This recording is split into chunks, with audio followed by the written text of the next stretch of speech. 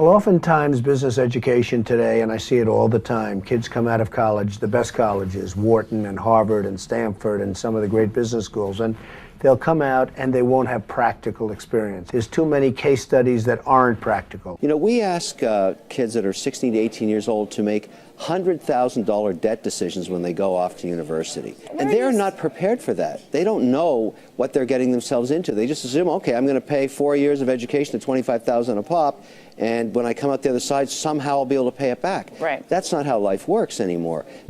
There's no need even to have a college degree at all, or even high school. I mean, if somebody graduated from a great university, that may be an indication that they will be capable of great things, but it's not necessarily the case. You know, if you look at, say, people like Bill Gates or Larry Ellison, Steve Jobs, these guys didn't graduate from college. But if you had a chance to hire them, of course, that would be a good idea. I think having the flexibility to explore a lot of different things, which you can do when you're in college, which is one of the amazing things about being in college, is you can work on all these hobbies and code a lot of stuff and try a lot of different things. It's this amazing flexibility that I think most people take for granted. And once you decide, okay, I'm going to start a company and I'm going to do it with someone else, you immediately now need to convince someone else if you want to change your mind on something. And I think people really undervalue the option value and flexibility. I think explore what you want to do before committing is really like the key thing, and keep yourself flexible. And no, I think that's. I agree. Yeah. I mean, it's actually kind of funny. You know, if you think of like what is education, like you're basically downloading data and algorithms into your brain, and it's actually amazingly bad in conventional education because like it shouldn't be like this huge chore. You know, someone's standing up there kind of lecturing at people, and they've done the same lecture 20 years in a row, and they're not very excited about it. And in fact, I think a lot of things people learn, probably there's no point in learning them, because they never use them in the future. Because a lot of kids just in school kind of puzzled as to why they're there. The people who are doing the work that we care about are figuring out what to do next, not following the person who told them what to do next. And the problem with most colleges is they are high school, but with more binge drinking. The entire purpose of a good university is to give you a foundation to fail, not a foundation to get an A. And if you graduate from college with straight A's, you have to do some serious soul searching as to why you chose to spend your time doing that. The A students work for the B students, the C students run the businesses, and the D students dedicate the buildings. It's like the newspaper industry, right? More printing presses, more big buildings, right? Makes us look grander. We have brains that we're putting them out there. There's a point of diminishing returns in terms of what it's worth for a college education and how much debt you're willing to saddle yourself with. A lot of people follow. A lot of people are followers. Generally, if not, we'd have problems. We have too many entrepreneurs. We have too many successful people. Like, look how many people go through business classes. If everything you needed was in that actual business class, in that book, it'd be too many successful business people. Right. How many people graduate? Matter of fact, the professor wouldn't have the time to sit there and teach you.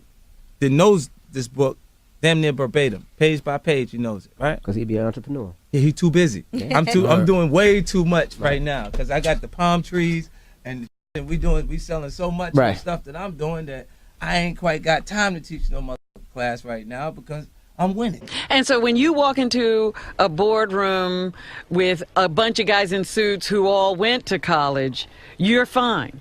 Yeah, I mean, because they read a bunch of words. I've lived a bunch of life. Well, that's true.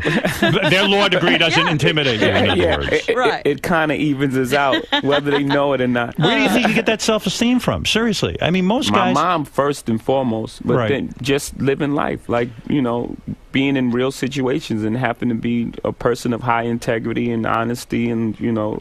You never embarrassed yourself? No, of course not. You never walked in and said, "Oh, everybody thinks I'm ignorant here. I'm stupid." I don't feel ignorant. Right. You know, I don't. Right. I felt like I came up in a situation, or a time, you know, where I wasn't afforded certain opportunities, and if afforded opportunities, I could be Oprah. I could be Bill Gates. I could be Warren Buffett. In my experience in business, there is very little difference, if any, between a very high-priced business education and what's available for a lot less money. I went to the University of Nebraska at Lincoln my last year in college. I went to Wharton for a couple of years before that. I learned just as much at the University of Nebraska as I did at Wharton. You need to be prodded in the right direction, but an awful lot of it is self-taught. It isn't necessary to pay $30,000 or $35,000 a year to go to some big-name school to get the education at all. I mean, if you're going to learn accounting, which is probably the most important course you'd take in business, if you're going to learn accounting, you can learn accounting absolutely as well, in my view, going to UNO as going to Harvard. I mean, I see. I'd bet on that, and so I wouldn't run up huge bills. And education is very good at training people to do the same things that we've done over and over again. And I think there's always a question what the nature of the educational good is. You can say it's an investment good, where you're investing in the future. You can say it's a consumption good, like college is a 4-year party. I think most of the parents and students think of it actually as an insurance policy, where you're buying this really ever more expensive insurance so that the students don't fall through the really big cracks in our society, and we should be asking some big questions why the insurance costs are going up and up like that. And if you were the president of Harvard or Stanford, if you wanted to get a lynch mob of students, alumni, faculty to come after you and try to lynch you, what you should say is something like this. We live in this much larger, more global world. We offer a great education to everybody, and so we're going to double or triple our enrollment over the next 15 to 20 years. And people they'd all be furious, because the value of the degrees comes from this massive exclusion, and what you're really running is something like a Studio 54 nightclub. I hated school. I really hated school. I hated school, generally, right? Because it was this instruction following thing. Now, I bet you it's probably also because I wasn't good at it. And some people, like I've got a great conceptual memory and a terrible rote memory. So if I have a story, I could tell you year by year kind of what happened within a story, within a context. But if I was to go into, like a memory-based learning, it's terrible. I have a terrible rote memory. Ego barrier is the worst thing. And if we were raised differently, just imagine in the schools that all along that people will always say, everybody makes mistakes. Everybody has weaknesses. The key is really to understand what your mistakes and weaknesses are so that you can learn from them, right? I think punishment is a terrible concept.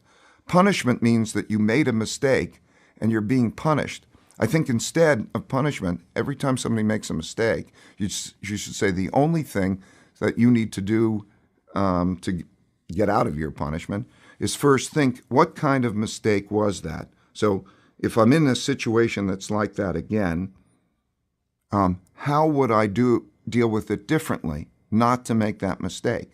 So that learning should come from the mistake, not punishment, because you're teaching people not to make mistakes.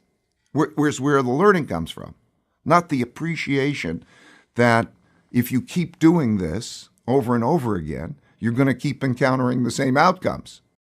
It's an extremely corrupt system we have at this point. We have an education bubble. In the U.S., we have $1 trillion of student debt. To a first approximation, this has gone to pay for $1 trillion worth of lies about the value of the education people have received. It's not at all obvious yet, though, what's going to replace this or how it's going to change. I'm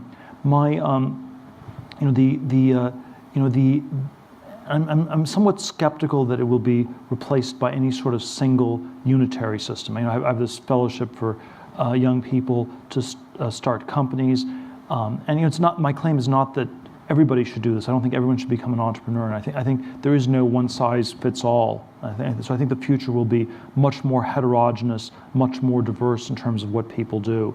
What's really anomalous is the sort of unitary tracking, where you have to go to an elite college, you go to Yale or you go to jail. There's nothing else you can do, And so I think the universities are perhaps in perhaps in the same place as the Catholic Church was in 1514, if we go back 500 years, where you had sort of this monolithic way, this universal way of body of knowledge of teaching things. The difference between the Yale and the Harvard political science faculties are probably no greater than the differences between the Dominicans and the Franciscans. So we have all kinds of small debates within this context. We have a system of indulgences that's costing more and more to support this priestly or professorial class of people. We are told that it's the only way to salvation. You must get a diploma to be saved. If you do not get a diploma, then you will go to hell. And I think the